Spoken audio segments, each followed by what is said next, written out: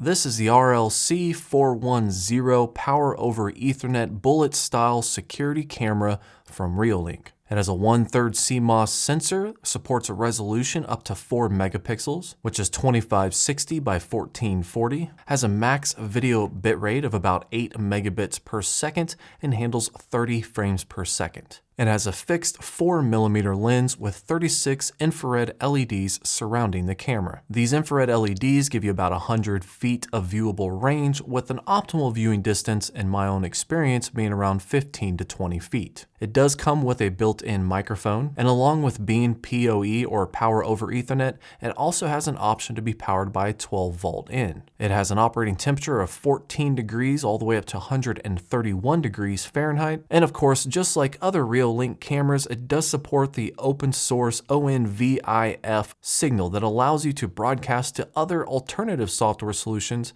like Blue Iris.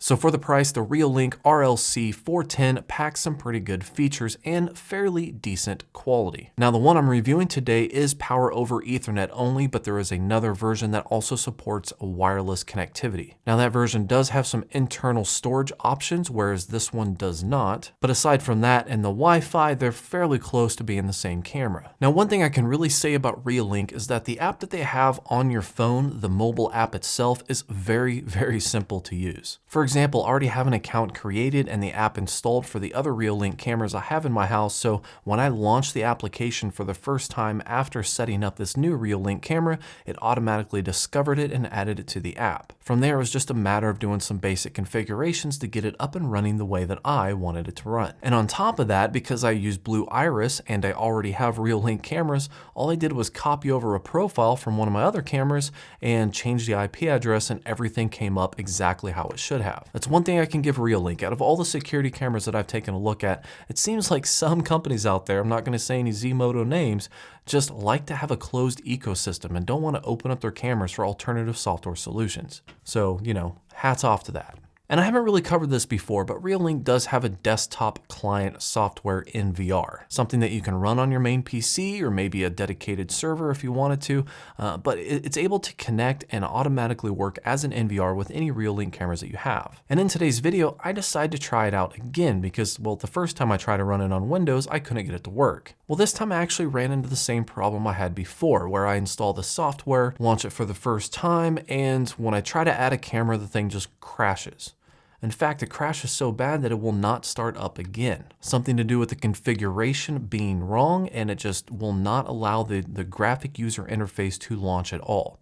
In fact, the only way to get it to launch again is to delete the configuration file for the camera that I added. The configuration file from the computer, not the camera. So I decided to take this a step further, maybe think that there was something on my main computer that was conflicting with the Reolink software. For example, I have a VPN software that runs in the background. I know that conflicts with Steam, so maybe there is something else going on here. So I decided to install the Reolink NVR software on the same Windows box that runs the Blue Iris software. Lo and behold, once I got it installed and I started it up, it automatically detected all of my cameras. It gave me an error message saying that the password is incorrect, but that was only because I have configured my own personal password. It didn't know what those were, so I had to go through and change it. And aside from a little bit of performance issues from when it initially starts and you initially start configuring some of the different camera settings, it ran fairly decent. The only caveat here is that although it did run pretty good, it kept telling me that there was a network issue, like it wasn't fast enough. Everything else on this box runs fine, especially with Blue Iris, so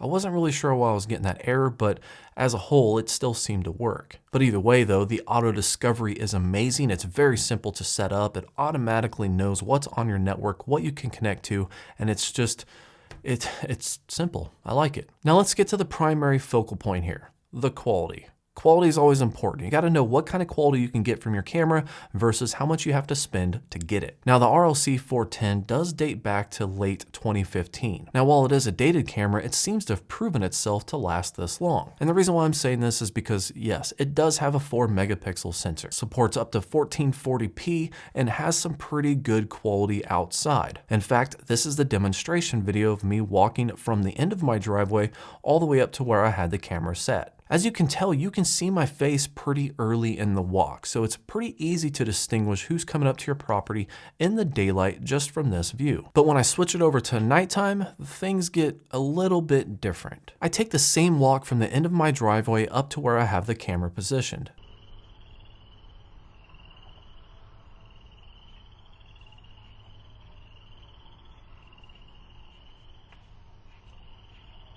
Now this is me in the dark. Obviously you can still hear what's going on, plus any kind of ambient noise in the neighborhood, but this is about 15 to 20 feet away from the camera, which is about the optimal range you want to be in order to have the clearest face.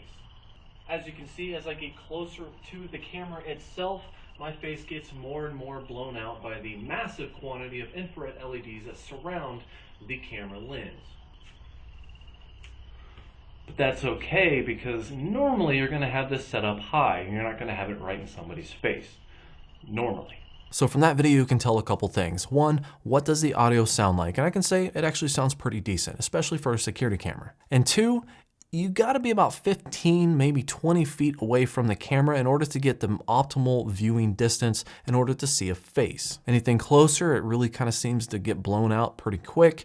And anything farther away, the noise in the video just takes over. And that brings me to the two things that I found that I didn't really like about the camera. Number one is going to have to be the nighttime quality. Although it actually does look pretty decent for what it is, I feel like this one, and compared to the 5 megapixel sensor that I have on the Reolink dome camera that they sent me, just has a lot more noise. And the noise that's present in the video has a lot more contrast, so it's a lot more dominant. I don't know if it's some image processing on the Reolink dome camera, the 422W I believe, that makes that image quality better or a little bit smoother.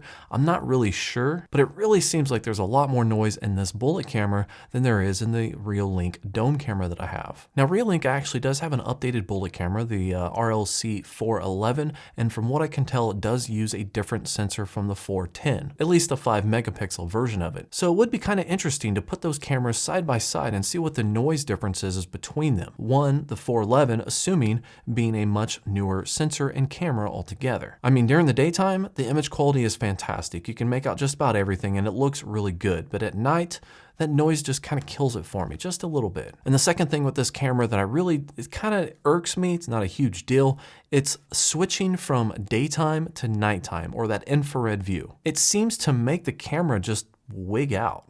Like as you can see here, I go to put my hand over the sensor, it kicks in the nighttime, the infrared LEDs, and it just freezes. It does this on Blue Iris, it does this on the Reolink app on my phone, and it even does it on the NVR software on Windows. So basically it's like while it's doing that switch, the whole thing almost does like a quick micro reboot and has to go back to where it was, but it takes like, I don't know, maybe 4 seconds, 5 seconds? Pretty much it's a noticeable delay. Versus the Reolink Dome, the 422W that I have, it switches over to nighttime seamlessly and there's no noticeable delay. So it's a little weird. Now again, this is kind of a small gripe. It's not like a deal killer or anything like that, just something that I wanted to note. But hey, overall, the quality is pretty good, especially during the day. Nighttime gets a little bit rough, but you can still make out what's going on. So again, check out the links below if you want to get up-to-date pricing, maybe check out some more specs on the camera. Thanks to Reolink for sending this out for me to review. If you have any questions, comments, or concerns, of course, post them down below. Thank you for watching, like and subscribe, and have yourself